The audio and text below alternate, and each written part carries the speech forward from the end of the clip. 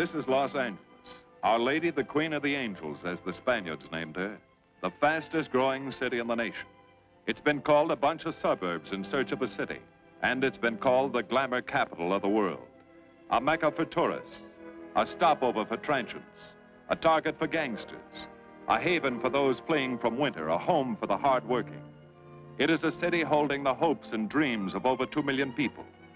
It sprawls out horizontally over 452 square miles of valleys and upland, of foothills and beaches.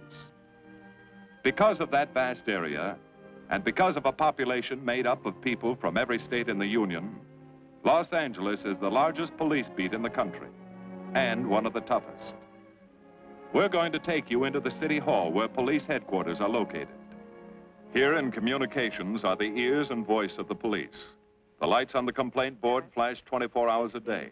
Citizens reporting a prowler, a lost child, a man molesting a woman, an auto accident, a wild party. Spend an hour or two here and you will think the whole city has gone berserk. Minute by minute, the orders go out to the radio cars in the far-flung divisions. Watts and Wilshire and West Los Angeles. Hollywood and Hollenbeck Heights in North Hollywood. The work of the police, like that of woman, is never done. This is the case history of a killer, taken from the files of the Detective Division. The facts are told here as they happen. The story properly starts here in Hollywood Division headquarters at 1 o'clock of a June morning last year. Officer Robert Rollins had finished his tour of duty and signed out. It had been a tough day. He'd be glad to get home. His wife would be waiting up for him as she always did.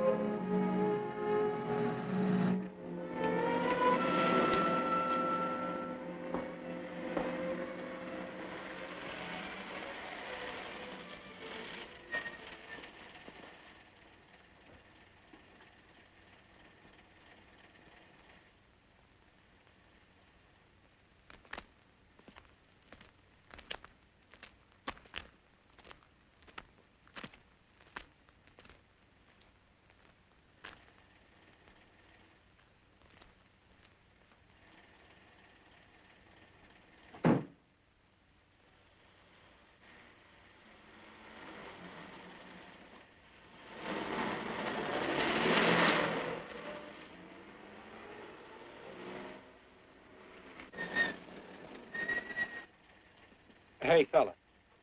Come here. What were you doing back at that radio shop? Just looking. I was on my way home. Live around here? Yeah, a couple blocks down. Let me see some identification. Sure. Yeah, I guess I forgot my wallet. Look, lad, I've got to see some identification. How about my Army discharge? I got it right here.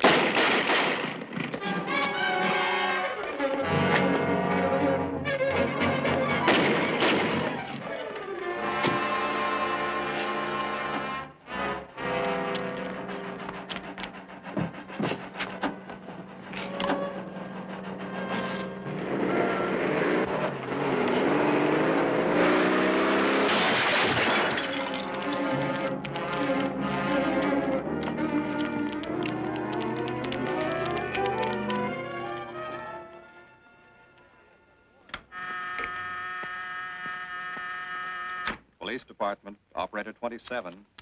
I want to report the shooting of a policeman. Hold on, please. Give me that again, please. I'm calling to report the shooting of a policeman.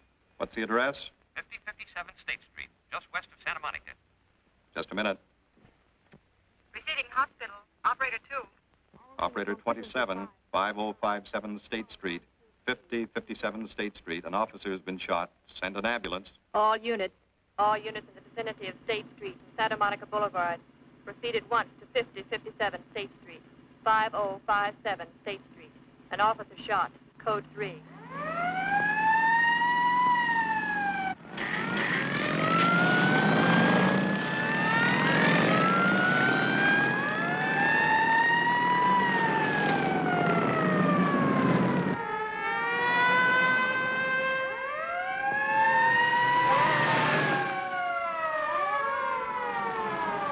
ADK to Control 1. Control 1 to 80K. Go ahead. This is Breen. Instruct homicide to throw out a dragnet and pick up all suspicious characters in the area of the shooting. Also notify Sergeants Marty Brennan and Chuck Jones to report to me at the scene of the crime. Control 1 to 80K. Roger.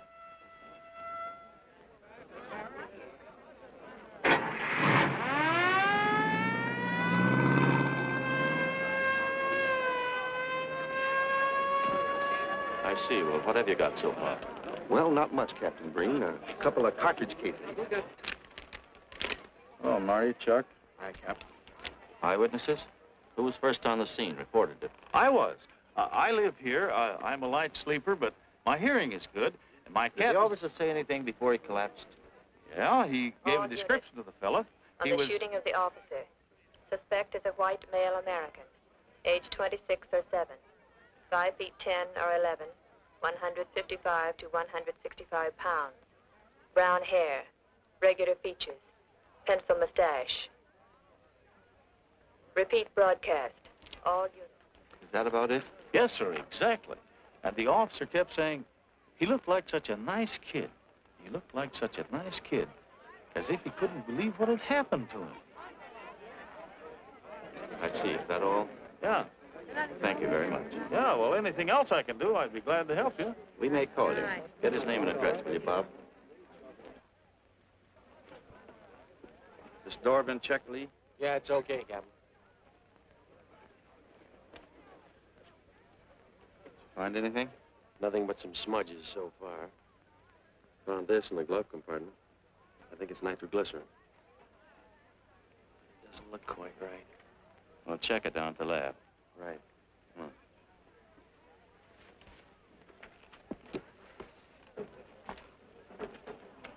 Open this up, Joe. No key, Captain. Try it open. Give me that bar, Frank.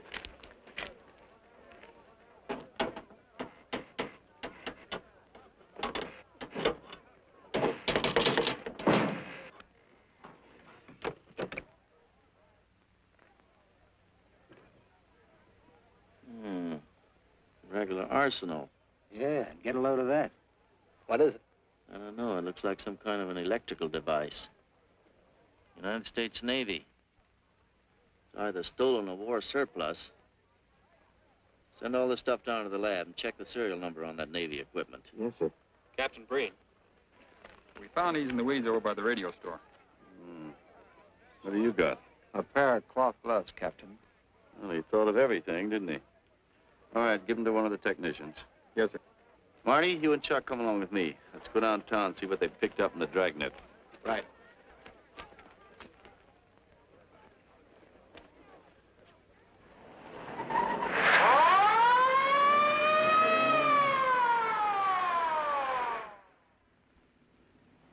You know him, Marty?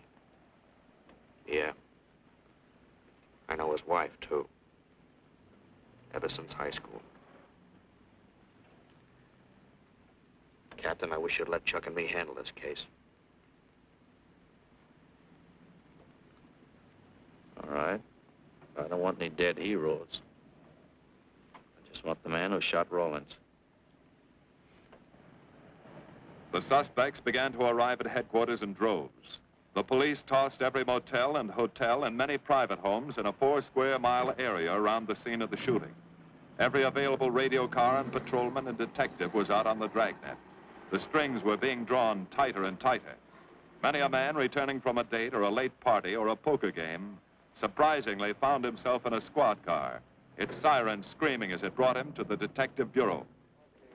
The dragnet gathered in some strange fish, and many ordinary ones. All the rest of that night, the detectives probed, needled, questioned, quizzed. Everything was checked. Fingerprints, names, addresses, stories. Every fish in the net was examined. Most of them thrown back into the sea, not worth keeping. Except a few parole violators and slightly shady characters whose stories needed a lot of verifying. I wasn't prowling no cards. Just taking a walk, you know, getting in condition. You were running when the radio car picked you up. Yeah? Maybe that's why the guys call me Punchy. He's got a point there. 2 felony convictions, no warrant, no warrant. He's on parole. Book him, violation of parole. Let's have the next one, Joe. What were you doing in that vacant lot? The vacant lot. Lot? What were you doing in it at that time of night? Niệm của mình cũng to lo ngồi ngồi xì hữu nội lo ngồi ấy 30cái年未有6来個我姓陳嘅我陳家有我做老豆有生意嘅。You say your name is Ralph Henderson. So what? Well, you know, it's a funny thing, Ralph. There's a guy around this town that's been wearing your fingerprints. Only his name is Pete Hannon. Okay. So I'm dead. So what's one more confession in my life? Now you're talking, Hammond. Okay, Andy. Hello, Harry. What have we got here? Oh, some robbery suspects. Candidates for San Quentin. Handsome here is the big shot. He runs the outfit. Have a gander at his record. Car theft, escape from reform school, robbery, assault with a deadly weapon. Not bad. Look at the heater we found on him. German Luger, fully loaded. Redhead here tried to carve up one of the arresting officers with this pretty toy.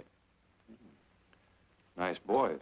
By dawn, many minor wrongdoings had been uncovered, and a few incipient felonies. The checking of the suspects had been thorough, painstaking, and tedious. But all the work was for nothing. The man who had shot Officer Rollins was not among them. He remained no more than a description, a shadow of a man, mysterious, elusive, deadly, hidden away somewhere in the vast city. As for Rollins himself, he couldn't help. He was in a coma at receiving hospital. Mrs. Rollins waited out the long, tense hours while her husband fought to live. Many another officer's wife had so waited. Many another will. The word came shortly after sunup.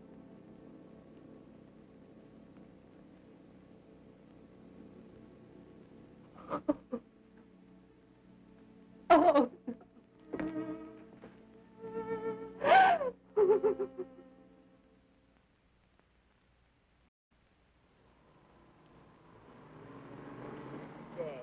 A white male American, 26 or 7, 5 feet 10 or 11, 155 to 165 pounds, brown hair, regular features, pencil mustache. This was no frightened fugitive. What went on in his mind? Why had he set his hand against his fellow men, taken the life of another, of a stranger, of a man who was merely doing his duty? He must have some plan, some goal that called for sudden death to anyone who got in his way.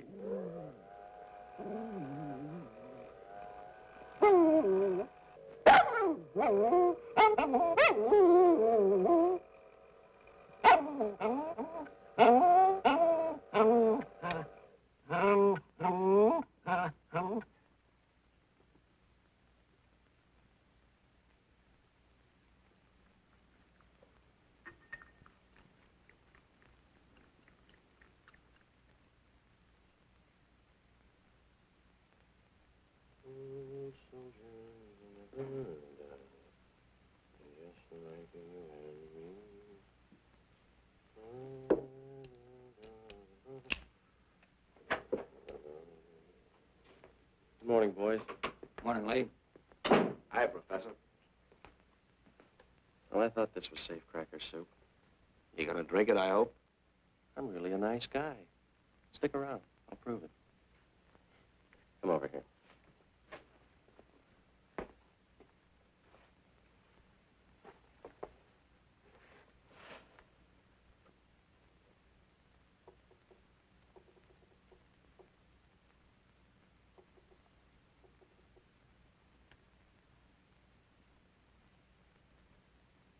Hold this for me, will you, Chuck? Thank you. Now, if you'll hand me that hammer, Marty.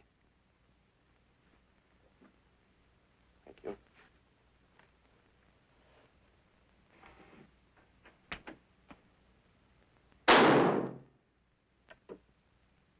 Yeah. Nitroglycerin. I didn't ask for a collection of fingers, just fingerprints. All those nice fingerprints on the car belong to the man it was stolen from, Cap. Nothing on the guns or picklocks?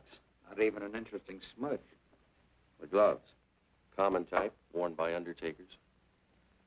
I'll check on them. They won't show anything. What did your scientific test show? A couple of little things. Tool identification on these picklocks.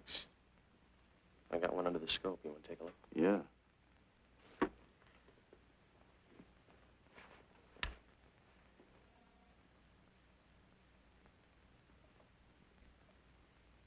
Take a look. I see. Well, it seems to tie the tool up with the lock. Now, if that microscope could only tell us who did it. I'm working on that. No, only an amateur would carry that liquid dynamite in a car. This boy's no amateur. Took the precaution of desensitizing it so it'll take normal shock. Took a lot of other precautions, too. No fingerprints, no identification, nothing definite. Except he's scientific. Knows electricity. Is inventive. Yeah. I'm happy on the trigger.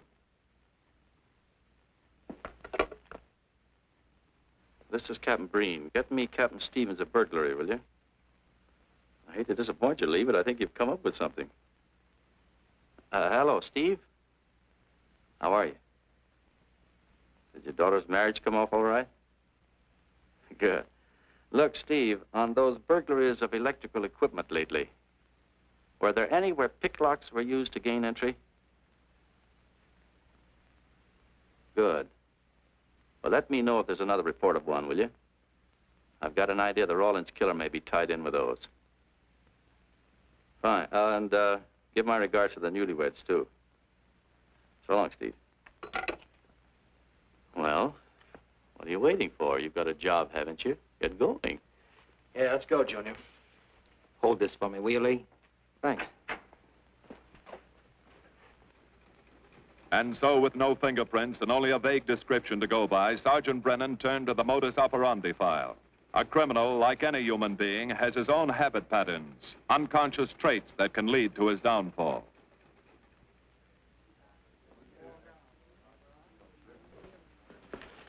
Well, there you are, Junior. List of burglars who use picklocks for entry. Oh, great. This narrows it down to just a couple of hundred suspects in this area.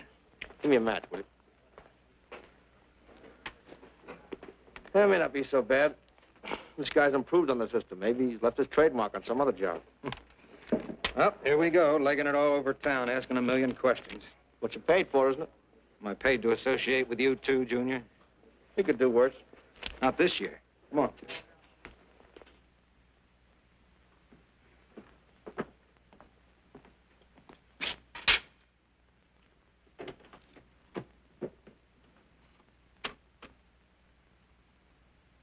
Car 12, car 12, in the 10,000 block on Mississippi. A 394-15 disturbance.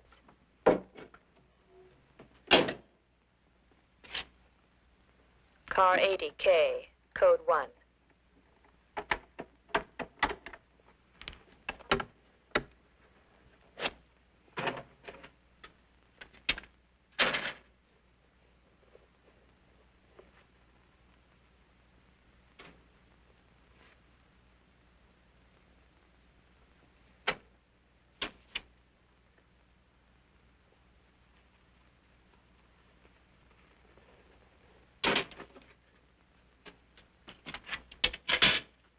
All units, on the broadcast of the suspect arrested in the shooting of Patrolman Rawlins.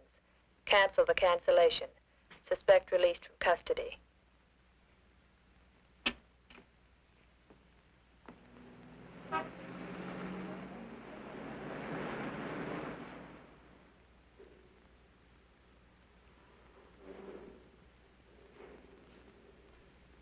Oh, hello, Mr. Martin. You find Mr. Reeves in the machine shop.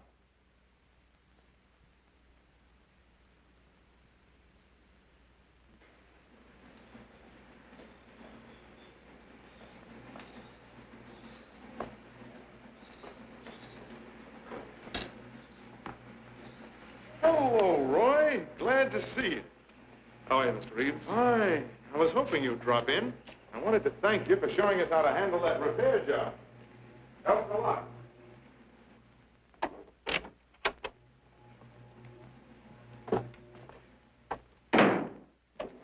Well, what have we got this time?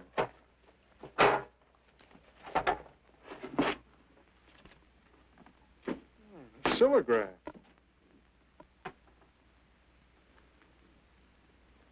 Well, there are plenty of these around, Roy. Not like this one. Yes, I see. I suppose, as usual, you've added your own improvements.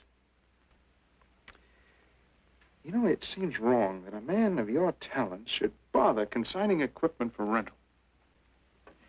I'd like to see you devote yourself entirely to experimental electronics. It'll come one day. I'll have a place like this. Well, why wait? I've got a pretty good setup here. You'd have modern equipment to work with, a lab, and my confidence. Thanks, Mr. Reeves. I have other plans. But, Roy, you can't tell where it'll lead. Might even work your way around to a percentage of the business. I like it this way. You just rent out my equipment. All right, Roy. All right. But if you should change your mind... I'm not likely to change my mind. I suppose you want me to set this up for rental, too. Mr. Reeves, you've already got 5 pieces of my equipment. You'd like to know what results I've had from the rental so far, Well, I can't say as I blame you. I think you'll find this satisfactory. Satisfactory. Goodbye, Mr. Reeves. And you'll come back again soon, won't you? Sure. Oh, incidentally, how's that television projector coming along? The one you said would reflect a 12-foot image. Still working on it. I just wanted you to know I've already set up a rental on it. In fact, I think they'd like to buy. It'll come pretty high. Oh, money's no consideration with this customer.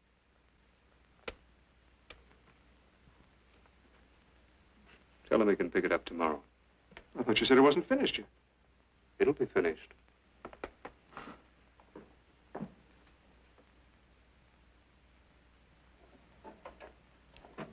It uses an image fixer and then projects by ordinary incandescence. Roy, this is the best television projector I've ever seen. Let's hope that your customer thinks so. He will. Yes? Send him right in, Charlotte. There, you see, our customer is here, begging for the privilege of buying. Better be running along. I'm not much good at business. Oh, but Roy, he'll want to congratulate you. Just see that the price is right. All right, Roy. I'll get you a good deal. So long. See you.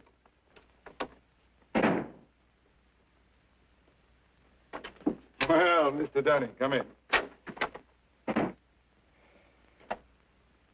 Isn't it a beauty?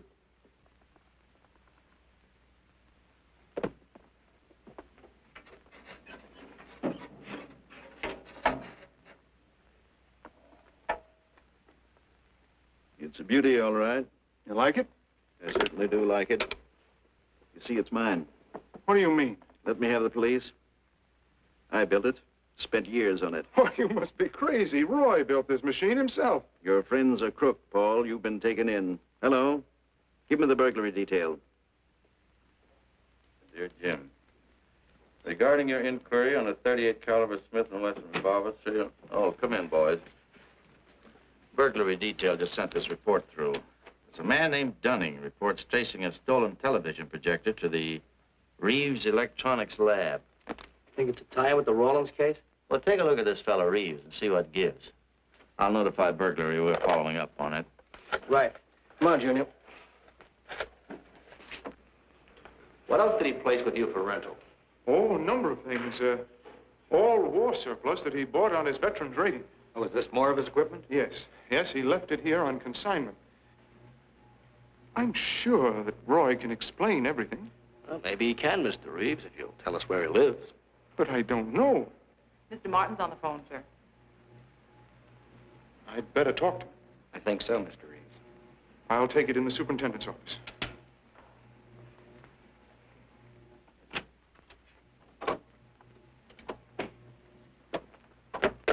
Tell him that you sold the set, and his money's waiting for him here. Find out what time he's coming by.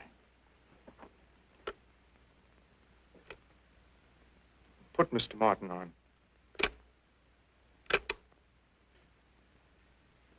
Hello, Roy? Yes, I've sold it. Your money is waiting here for you. Yes, I'll be working late tonight. What time will you be by? First thing in the morning. Well, maybe you better come in tonight, Roy. A couple of things I want cleared up. Like what? Oh, technical things. Besides, I don't like to leave the money in the plant overnight. How about 8:30? Fine. I'll see you then. I'll leave the front door unlocked.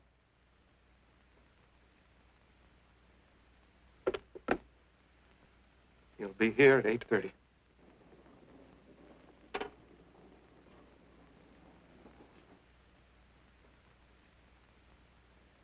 Well, I'll just run along home and get some dinner.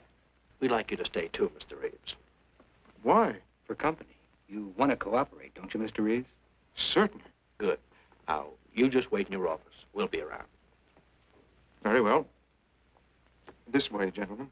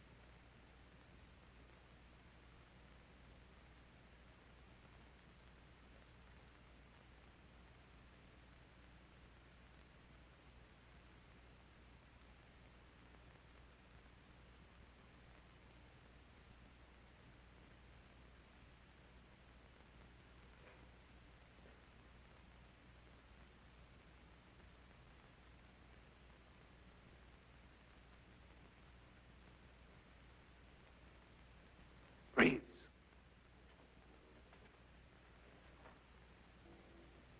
that you, Roy?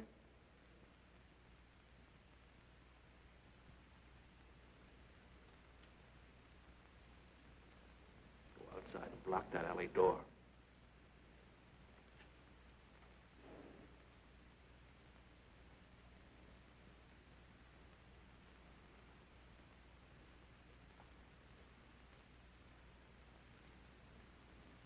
Where are you, Roy?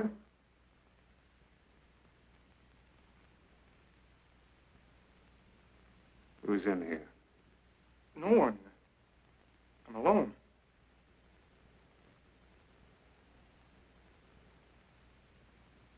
Come on in. I've got your money for you.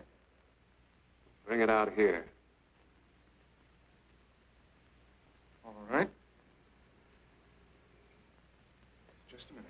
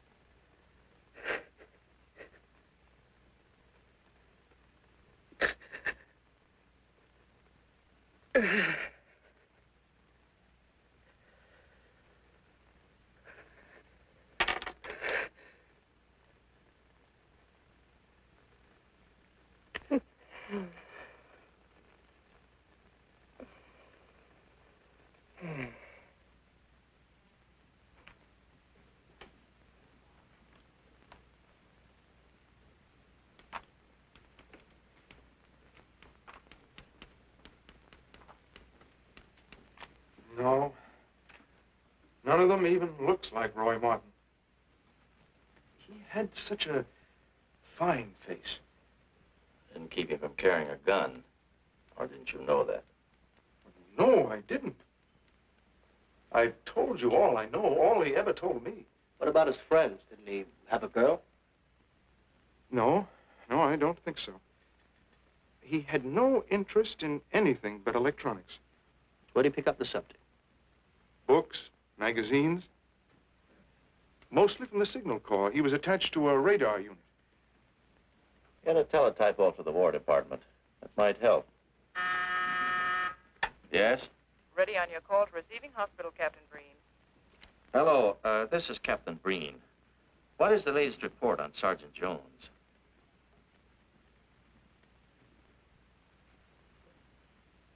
I see. Well, let me know if there's any change, will you? Thanks. Chuck's in pretty bad shape, Marty. He's paralyzed. May never walk again.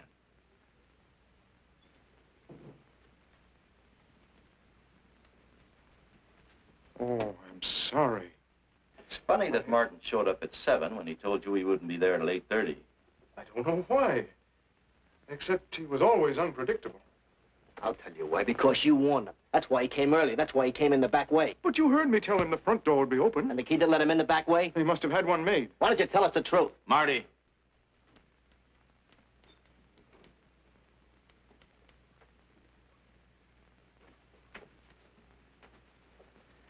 Now, look, Paul. You can make it a lot easier for us to believe your story if you'll just give us some facts. Something that might help us. I've told you all I know. I've been gullible, all right, letting him make a fool of me. But I'd do anything to make up for what he did to Detective Jones. Sure you would. You can go now. Oh, thanks. Thanks. My friends, they can vouch for my character. That's good. We'll call you if we need you. Thank you very much. I think he's telling the truth, Marty. I think he's just gullible, like he said. What about the stolen stuff he was trying to peddle for Martin? We'll use it for bait. Maybe Martin will come back for it. Then we can ask him. Here. Nevertheless, I want a 24-hour tail put on Reeves, and I want a watch on his home and his factory. Right. You can keep those. Okay, Captain.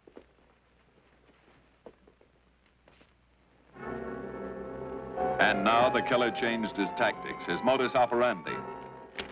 It would baffle the police. They always expected burglars to remain burglars, not go in for stick-ups. They'd never tie this up with him. So wearing a variety of disguises, coming and going like a shadow, ready to kill if cornered, he struck the bottle stores in a one-man blitz that had the robbery detail dizzy.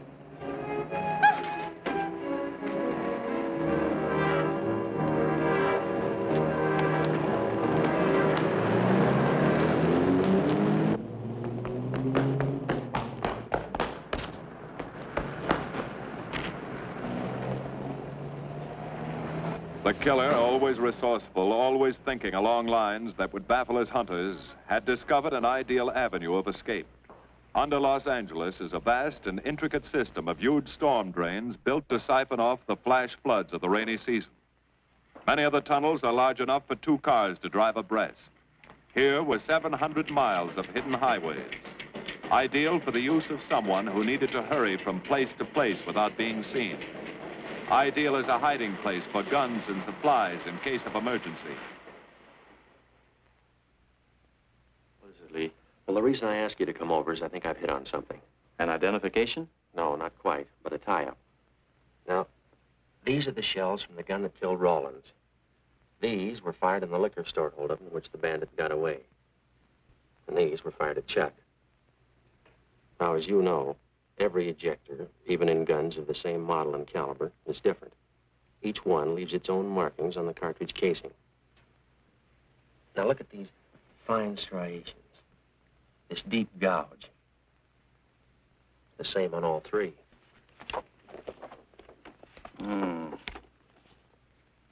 In other words, the man who killed Rawlins and the man who shot at Jones and Brennan, the stick-up who's blitzing the liquor stores are all the same man. Right.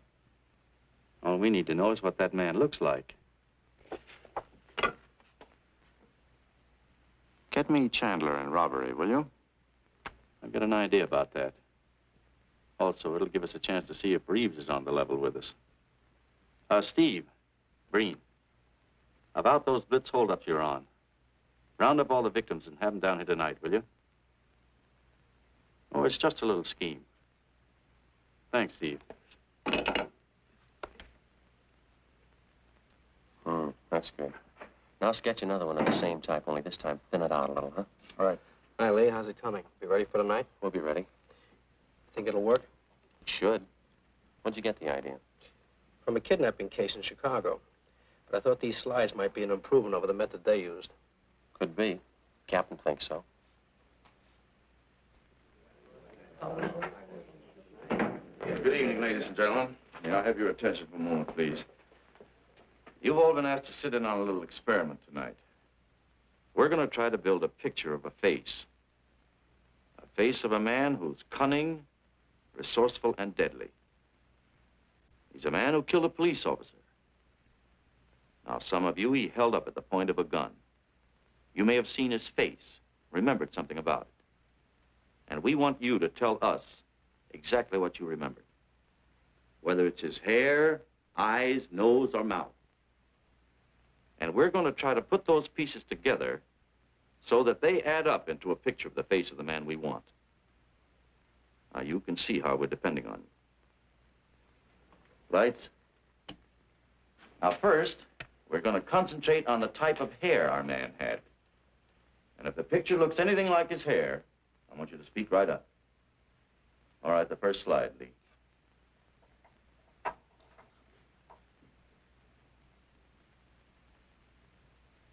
His hair had waves in it, well-groomed. That's the idea, Miss Smith.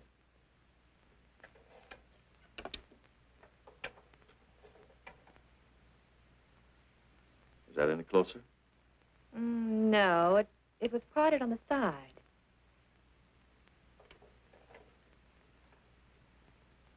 Oh, that's more like it, except it was thicker.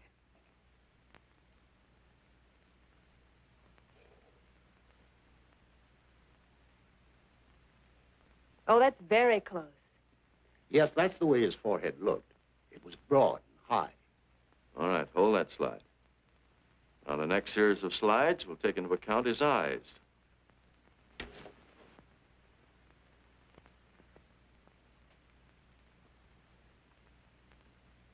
Oh, 1 minute, please. Wait, 1 minute. His eyes were a little like that. Maybe a little smaller, like beads. Go on, Lee.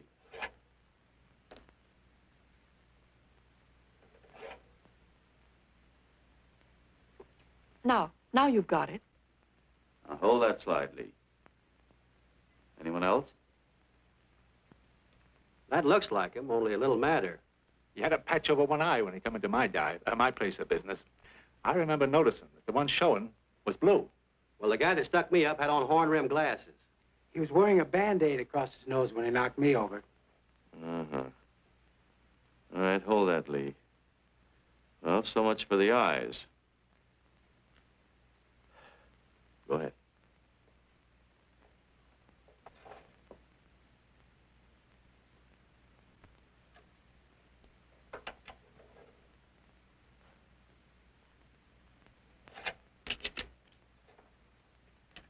Señor Capitán.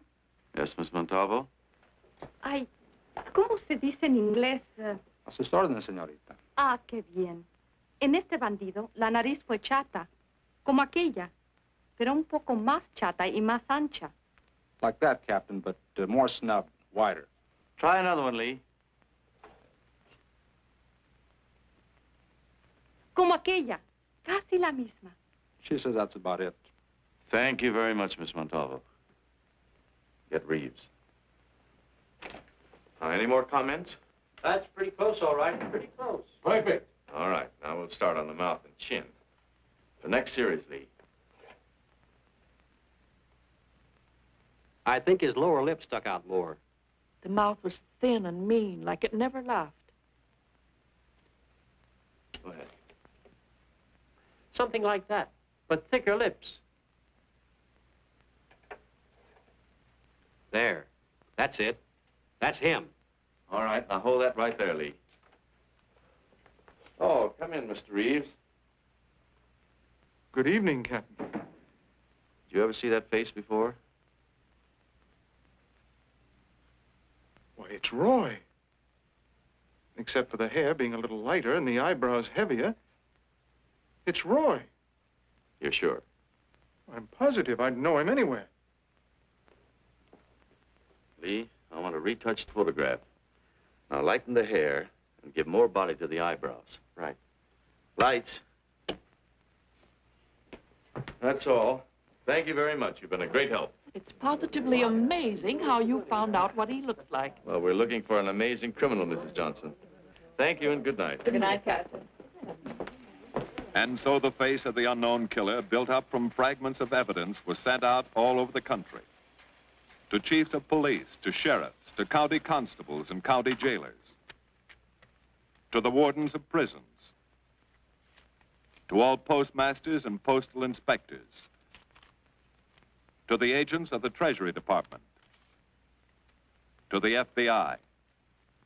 They showed that picture to the inmates of jails and prisons, to men with a wide acquaintance among the cat burglars and the violence boys. Informers and conmen and sharpshooters were quizzed, those on the fringe of crime and those deep in the rackets. Many wanted to help. Nobody could. No one in the underworld recognized that mysterious face. He was as unknown as if he had lived in the 16th century.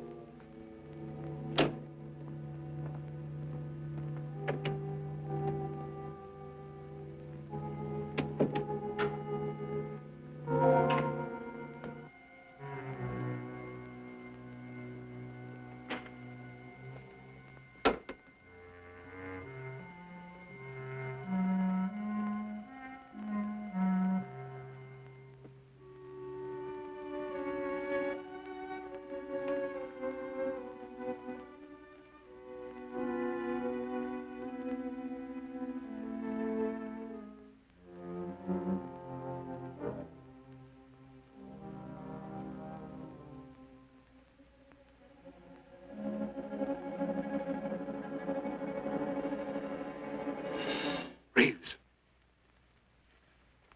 Roy. Listen carefully, Reeves. Control yourself. I know you're alone in the house. Act like you're alone. Cops are watching every move you make. The police here? They got you staked out like a muskrat hide, watching you around the clock. Here at your plant, tailing your car. Sit in that chair. Pick up 3 books.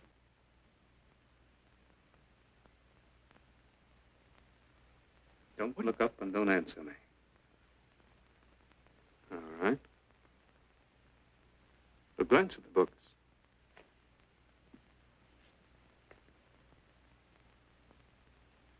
Pick one of them.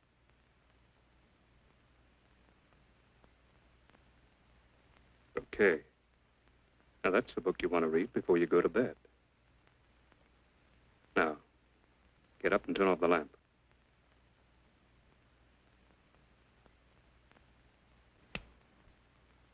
Come here.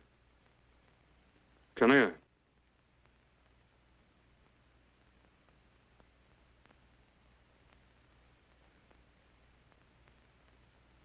Go in the den.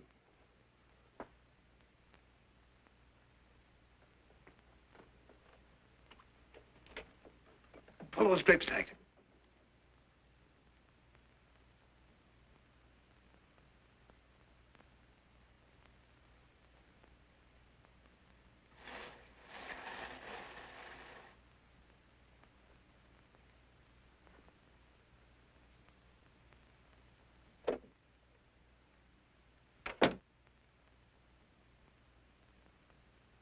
Now get away from him.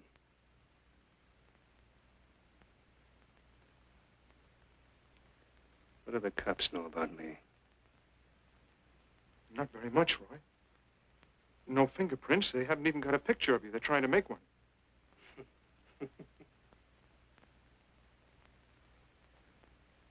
How much cash you got in the house?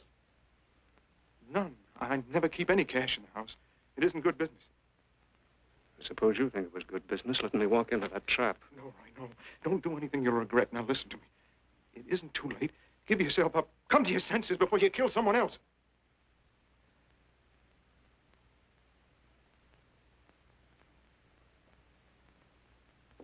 What do you mean, someone else? What do you mean? Nothing. The two officers, they said one of them might die. He's still alive, isn't he? Reeves? I never thought you'd stooge for the police. You almost got me killed. Roy, you know the police are right outside. You'd never get away with it.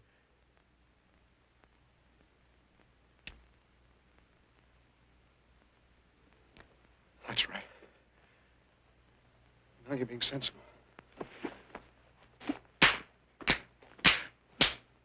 I know there's money here. Where is it? Don't worry. I'll get it.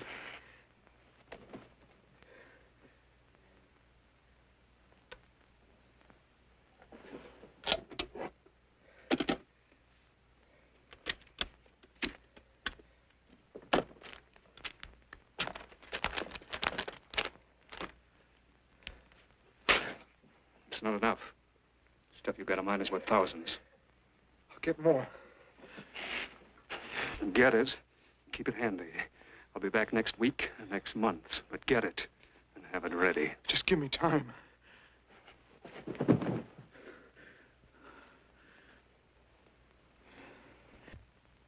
Oh!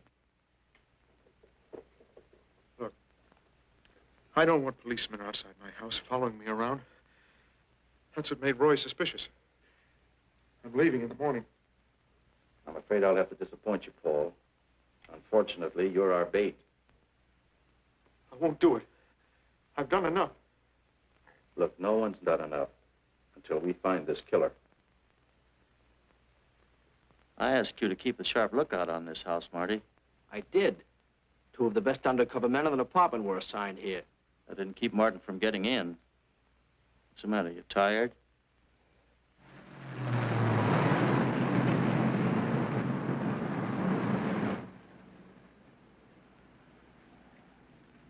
You got any idea how long you've been on this case, Marty?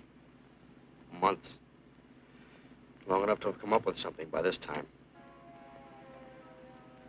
You know any more about the Rawlins killer than you knew the first week? Yeah. And he's about the toughest nut I've ever had to crack. That's what I told the chief when he called me in this afternoon, wanted to know why the case hadn't been broken. Look, Captain. Rawlins was a friend of mine.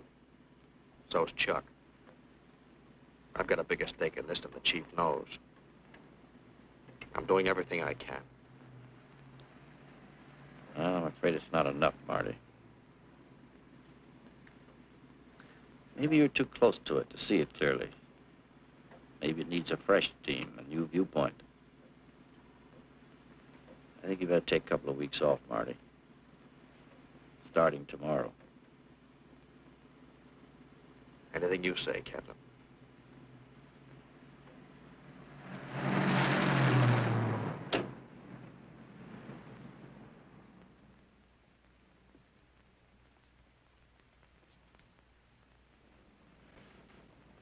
Hiya, Marty. Hi, Chuck. Meet Miss Scanlon, my new bodyguard. He's the one I've been telling you about. Oh, you mean the one with the steel trap brain? How do you do? Hello. Say, this guy been behaving? After a fashion. See, she takes me out in my go-kart, puts me to bed, wakes me up, dresses me. You're perfectly capable of dressing yourself now, Mr. Jones. I'll be back in a few minutes. Well, how's it been going, Junior? Oh, pretty good, Chuck, pretty good. Is that why you're off the case? How'd you know? Breen was in to see me this morning. Oh. Suppose he also told you they put a new team on the case. He told me everything.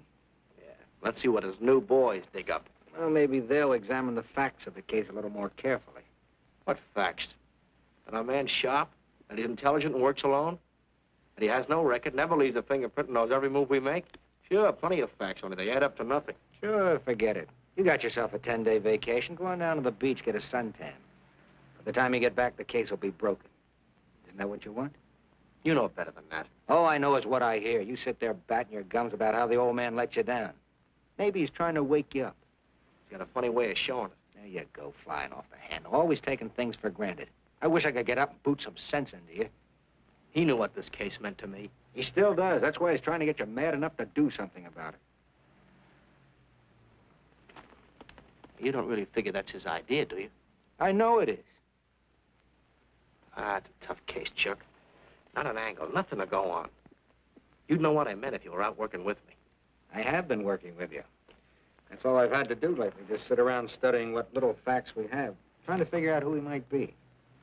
You know the kind of a guy we're up against, then. I tell you, Chuck, this guy's a genius the way he operates. As if he were right there with us every time we go out after a lead. Oh, sure. Breen's been tipping him off just to make you look bad. Yeah, almost like that. Boy, he beats us to the punch every time. There's your angle. You just hit it on the head, but you don't see it. Look, start adding. 1, he's unknown to the underworld. 2, he beats you to the punch, right? And 3, it's almost as if he were with you. Isn't that what you said? Yeah? Well, tie that up with a lot of other little things, like the fact that he uses a police gun and the accuracy of his shooting. Anybody could buy a police gun, and the Army could have taught him how to shoot. Yeah, but who taught him how the police operate? Oh, I know what you're driving at, Chuck, but a cop. Those things happen. Yeah. Now, if I were still in the case, I'd start with our own department first, then Santa Monica, Culver City, Burbank, Pasadena. See you later, Junior. Hey! Don't let him out of your sight, beautiful. It's the first time in years he's used his head.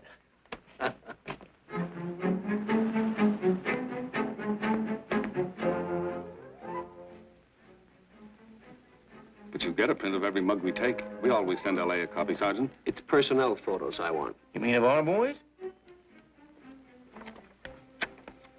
That's Roland's killer, isn't it? That's right. You've checked your own department. We did that first.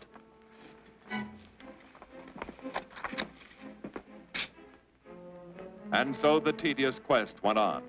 Sergeant Brennan wore out his shoes and his patience, going from police station to police station, checking photos until his eyes were blurry. For police work is not all glamour and excitement and glory.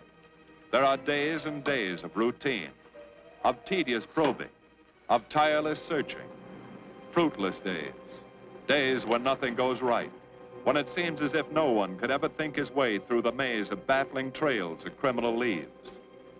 But the answer to that is persistence, and the hope that sooner or later something will turn up, some tiny lead that can grow into a warm trail and point to the cracking of a tough case.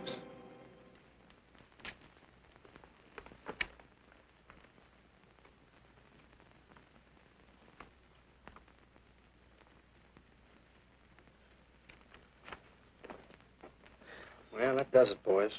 Can't say I'm sorry you didn't find him in here. I'd hate to think it was a cop. Doesn't seem to be anybody. Just a lot of pieces of a face that never existed. Would you mind if I see that again? Sure, frame it. Put it on your dresser. Wait a minute. He wasn't a cop. He was a radio technician right here in our dispatch office. What did you say? I'm saying he worked here in 42. Well, come on, give.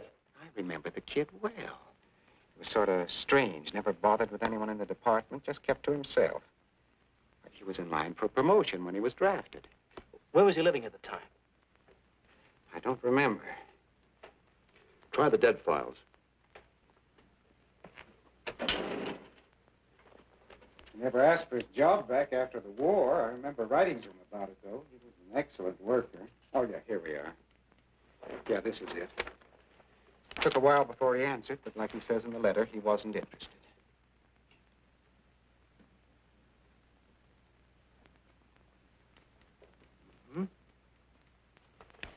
Postmarked Hollywood. No return address. What do you want us to do? All the work? Oh, thanks a lot, Freddie. Remember, he was a civilian employee.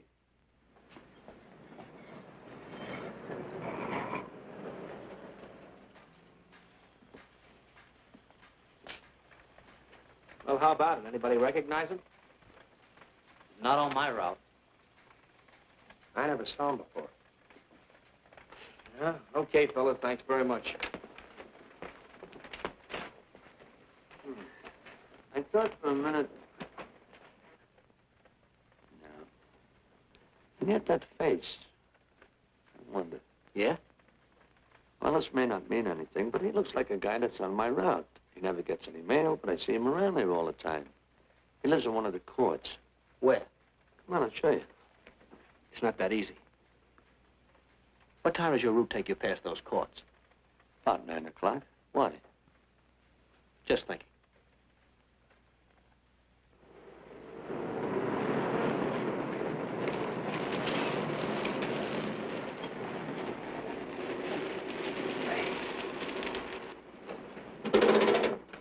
You got any chocolate milk? Sure have, buddy. Yeah. Thanks. Which apartment? Straight on back. Second in the yell. Number 7. Right. Kind of warm today, huh? Oh, it's not too bad for this time of the year.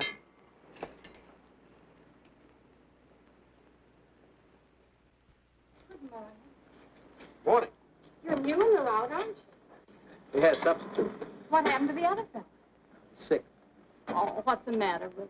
I don't know. I catch everything. Hear about it in the radio, and next morning I got it. Too bad. You aren't very social. The regular fellow always stops and talks to you. Sorry, Eddie, I'm a little late this morning. I was hoping maybe you could help me. There's something very funny going on in this court. Yeah? I was scared to go to the police with it. I thought maybe I might be poisoned. What? Yeah. By the manager. She's a witch. She's a what? A witch. She puts poison in my milk. Oh, I see. Look, you switch the bottles when she isn't looking, see? Drink her milk. Then you'll be safe, right?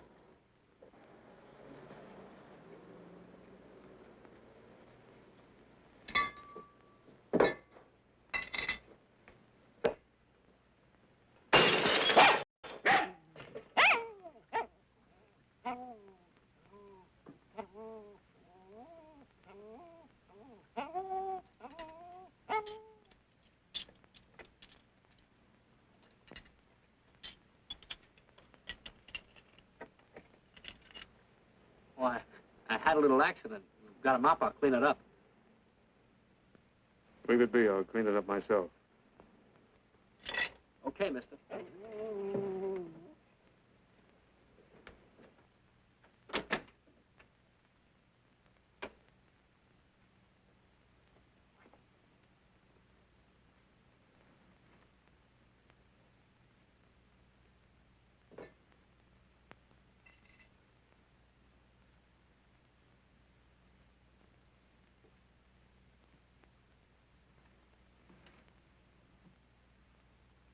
The place is called Bellevue Court. I drew this from memory, but it's pretty close. That's where he's hiding out, right there. You sure he's our man, Marty? Captain, I couldn't go wrong on that face. He's our man.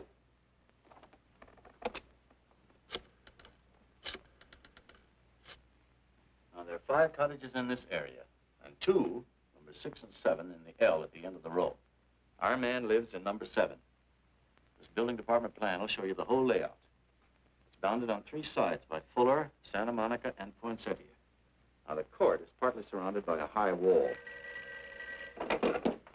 Breen, homicide. Good. You keep your eyes open until we get there. Morgan has just gone into his bungalow alone. Any questions? All right, you all have your instructions. Let's go.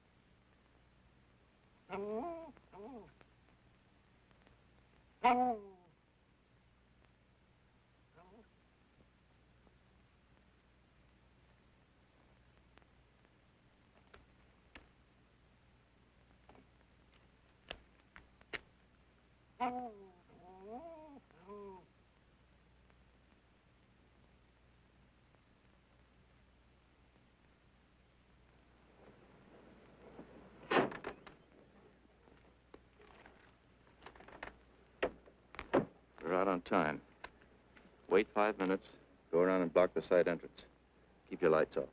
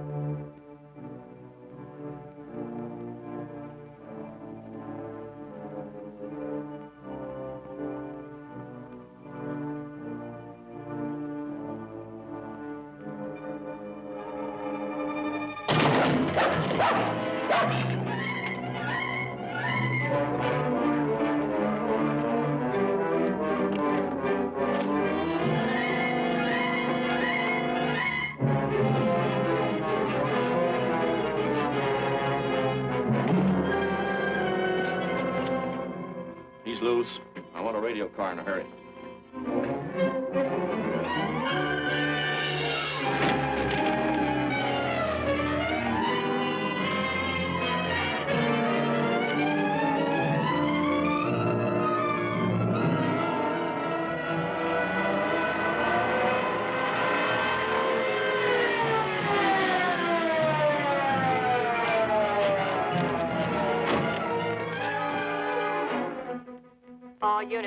All units in the vicinity of Santa Monica and Fuller.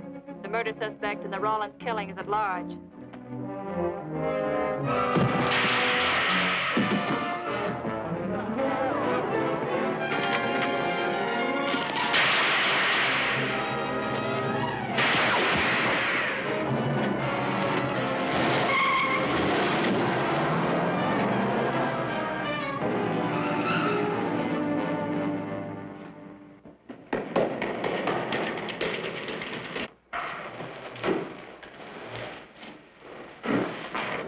I want a map covering the storm drain system in this area.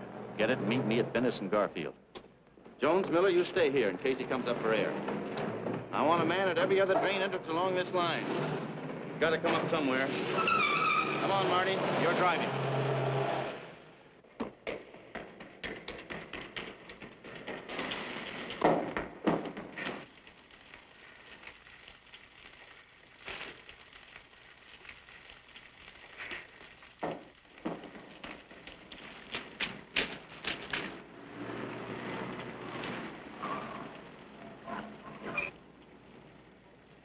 Keep this drain covered. It's liable to pop out anywhere.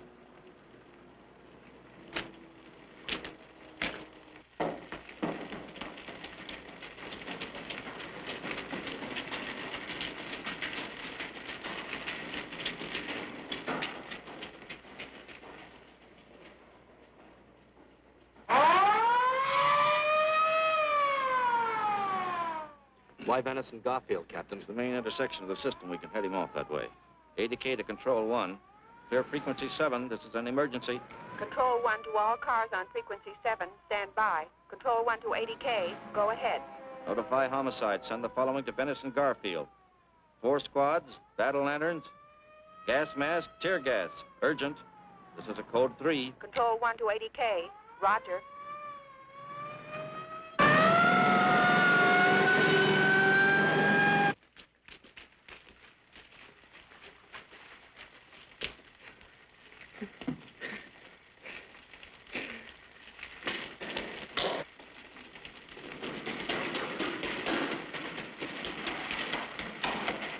And he'll probably head down this main drain to where it comes out at the Rio Hondo. Now, you take your squad and cover that exit. Right. Keep all spare radio cars cruising back and forth along this main street. Watch the curb inlets. We'll go in here.